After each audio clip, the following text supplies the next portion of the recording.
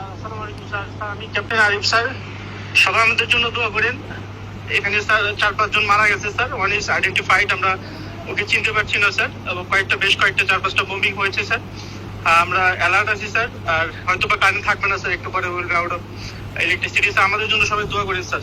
আল্লাহ ভরসা স্যার। আসসালামু আলাইকুম স্যার। আমাদের অবস্থা খুবই খারাপ। এখানে ড্রোন অ্যাটাক হয়েছে, আমাদের 6 জন জায়গায় মারা গেছে।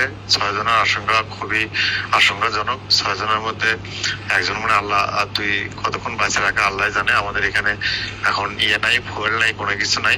ফুয়েল স্টেশন উড়িয়ে দিছে, জেনারেটর বন্ধ, প্রায় নেটও বন্ধ হয়ে যাবে। যতটুকু তেল জেনারেটরের মধ্যে আছে ওইটুকু শেষ হলেই শেষ, আর কারো যোগাযোগও কিছু হবে না। আমাদের জন্য দোয়া করেন। আমি আছি ভালো। কি বলবো এখন, বাকিটুকু আল্লাহর ইচ্ছা স্যার।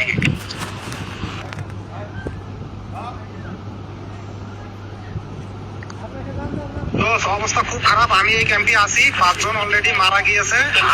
আমি এই ক্যাম্পে আছি, অবস্থা খুব খারাপ। এই ক্যাম্পে এখন নেটও থাকবে না। কি যে অবস্থা হবে, আমরা বেঁচে থাকতে পারবো কিনা জানি না। ওরা যুদ্ধ বিমান দিয়ে আমাদের আমরা নিরাপদ দূরত্বে আছি স্যার, একটা গাছের নিচে আছি স্যার। ঠিক আছে, চারপাশে খেয়াল রাখো।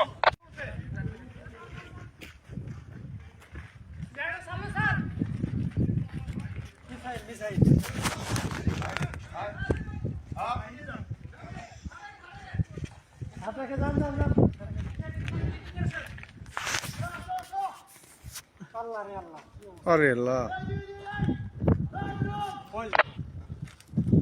এই জেলটা থেকে পানির পয়েন্ট ঠিক আছে স্যার? পানির পয়েন্ট আমরা নিরাপদ দূরত্বে আছি স্যার, একটা গাছের নিচে আছি স্যার। ঠিক আছে, চারপাশে খেয়াল রাখো।